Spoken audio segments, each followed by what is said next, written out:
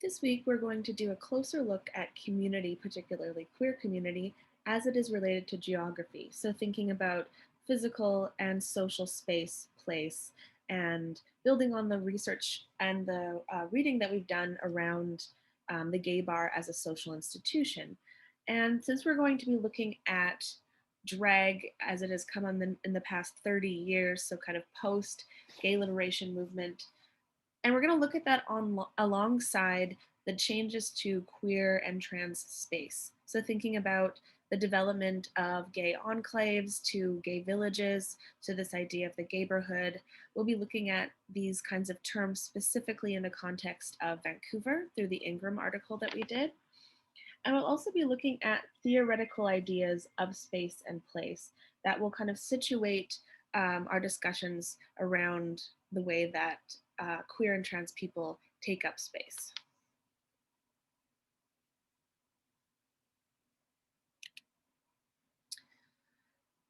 So this lecture is drawing from our two readings for this week.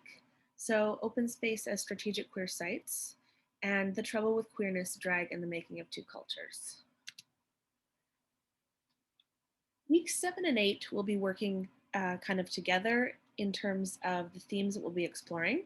So we're kind of going back to create more of the context for understanding drag in the past 30 years. So for the lecture this week and our discussion on Friday, we're going to be looking back into geographies of sexuality. And we'll also be looking at the body as a kind of space. So we'll be getting back into some queer theory, and I'll be introducing some theories from performance studies or theories of the body that can help us think about the way that a drag performance, which is enacted on a body, moves through space and what does it mean in its particular context. So, of course, those are ideas of sexuality in relationship to space and place.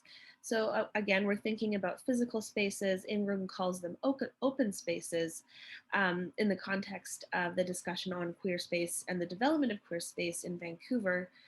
So, we're thinking about the development of places that kind of create the context for where forms of drag were performed. And I'll give some details on our discussion on Friday about kind of the history of queer bars in Vancouver, and we'll kind of do a little bit of a mapping exercise to look at the development of gay bars in Vancouver from the 1960s to present. And again, the idea of sexuality and space, the space in this context being the body and also the stage. So Horowitz goes into talking about the way that drag performance enacted on a stage creates this particular dynamic between the performer and the audience. So then kind of building on these ideas, for week 8, we'll be looking closely at drag or LGBTQ economies. So by that we mean the exchange of money, but of course it's a little bit more dynamic than just about money. And so we're going to look closely at the relationship between sex work and LGBTQ history. So we looked at, earlier in the course, we looked at Nan Boyd's discussion on queer San Francisco and how a lot of the neighborhoods that these underground queer bars were coming up in were also neighborhoods where a lot of sex work happened, where a lot of sex workers lived. And so we can't really disentangle those relationships. And we can see how, as there was the development of more of a homonormative culture, the history of queerness and sex work, queer sex workers, has been kind of um, obscured, obscured in a sense. And then, if returning to the idea of the body as a place, we'll be doing a little bit of reading and discussion around LGBTQ semiotics. So that's the notion of, that's the idea, the study of symbols and signs. And so thinking about what are kind of the tells that kind of work throughout the LGBT community in terms of um, queer spaces, say before gay liberation and even up until the 1980s.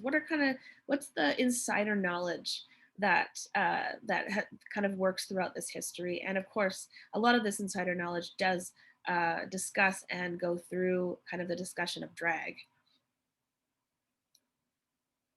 And then finally, we'll be looking at these ideas of space in terms of sexual cultures. So things like cruising, we'll look at some queer performance art, and then kind of start talking about the ways that drag queens specifically, but we could say drag in general as it's become more mainstream, negotiating this dynamic of being in spaces where they're socially marginalized and then spaces where they are very much praised. And of course, this has changed profoundly in the past 10 years.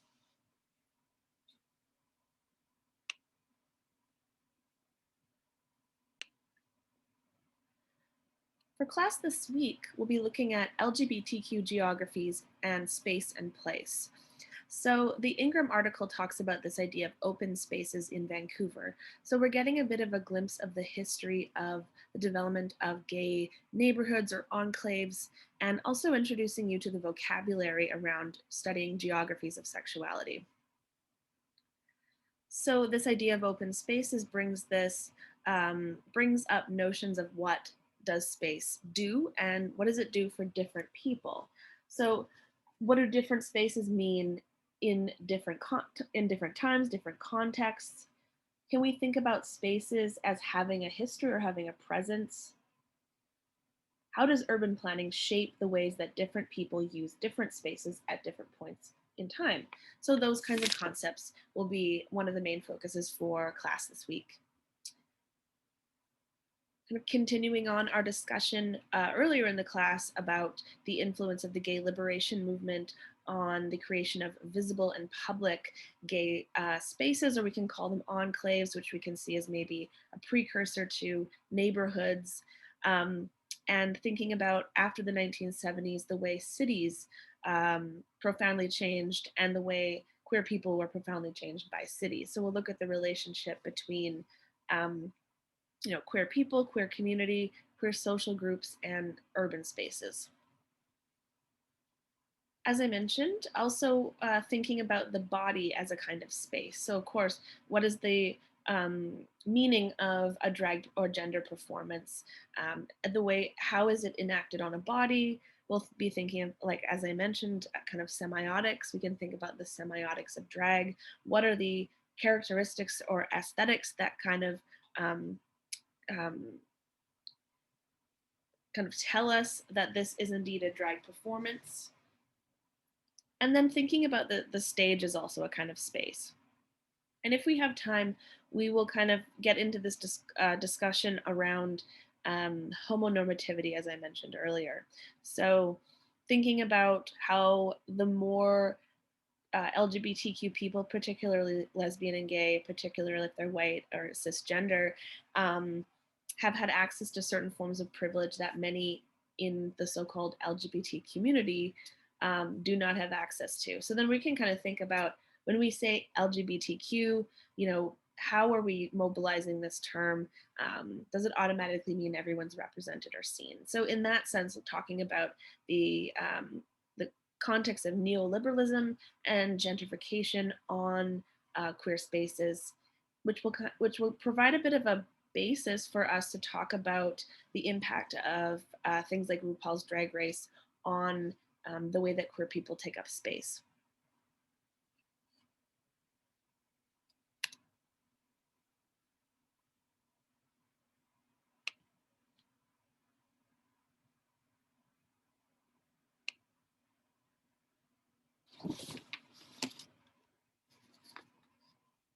So I'd like to introduce you to some particular terminology around studying geographies of sexuality. This is an interdisciplinary field. So geography, when it started to kind of coalesce around thinking about people and the development of different communities, so focusing on the ways that people interact with and take up space as its kind of own branch of geography. And we see a lot of discussions within gender studies, queer theory, um, in a lot of history, thinking about the way that space is itself a material thing. So it's not just the physical place itself, it is the meaning that is imbued and replicated by the people who are experiencing that space. So there's been kind of different theoretical ideas within spatial history, within discussions that explore spatial history, rather. Um, we think about time as the stuff of history, and then space would be the stuff of human geography. And when they merge, this is what we call spatial history. Within spatial history, the central concepts are of place. So we can think of place as a physical space that people naturalize through patterns, behavior, and communication. And communication, in that sense, we can think about discourses as well. So, place. Second, scale. So, scale is the representation of any area as produced and defined by social process, from the smallest unit, so that could be something like the body, and the largest, the universe. However, for this class, we won't be talking about obviously anything past Canada and the US in terms of the scale of measurement, as this is a particular focus on a particular area. But these are just some of the terms that, or the units of the scale that can be used in different forms of spatial history or social research on geography. So, in this sense, I'm kind of giving you a bit of a historiography of spatial history, so that I'm just, in that sense, giving you the historical background of the creation of this um, particular theory, a particular body of theories called spatial history. So we do see the influence, a strong influence in spatial history from postmodern or post-structuralist analyses. So we see this beginning in the 1980s. We see the beginning of historical geographies, studies on historical geographies that weren't just focused on the history of white men, the history of great empires, nation, things like that. So rather than see it as a binary of history or geography, they make an intertwined narrative. So we're including, we're thinking of space as it changes over time. And in the past, both history and geography in the West have, emerged from this a particular, sorry, emerged from a similar point in time, so the 19th century, and geography and history as studies, as disciplines, focused on things like, as I mentioned, imperial history, colonialism, or what is called the history of great white men, or you can see as history from above. And slowly, more work started to embrace social history, but this wasn't until after World War II. Um, so we do have this over centuries long um, uh, foundation of things like geography and history that have built on very specific things, and of course, ignoring a great deal of human history.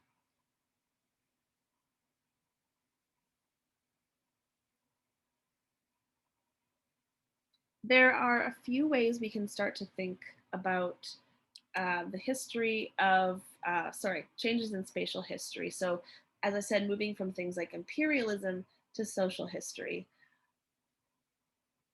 So history from above refers to documents or any sort of historicized human product that posits the perspectives of people in power, and this has a lot to do with the way we learn history because it has this precedence of controlling the notion of whose histories matter and whose histories don't.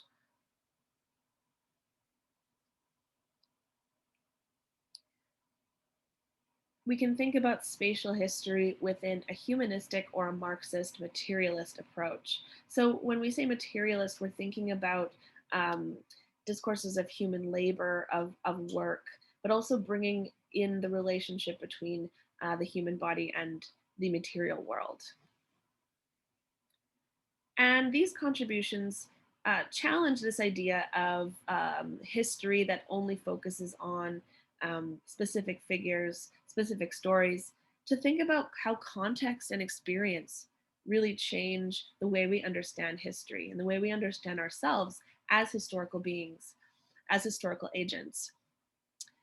This also helps us think about the forms of power, such as domination, but as in addition to that, the resistance to that power. So this is where we start to see the influence of post-war social movements. So the looking for the histories of women, of people of color, of documenting historical eras that have been passed and that have been kind of written out of history, so to speak. And then we get in the 1990s this postmodern turn. So this is kind of a turn to think about history in absence of binaries. So it has a social justice bent. It's thinking about history as in a plurality.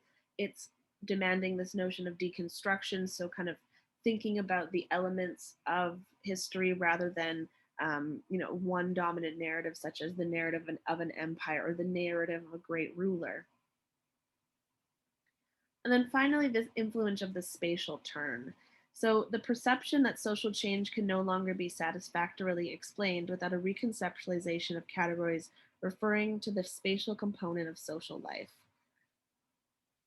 So don't worry about memorizing any of these terms. This is kind of just trying to give you a background of some of the ideas that I am basing my lectures on, our discussions of the relationship between space and place, and drag or LGBTQ histories. Because we can't talk about these social histories without thinking about what lens are we using to explore these particular histories. So this is kind of a movement towards transparency in terms of those discussions.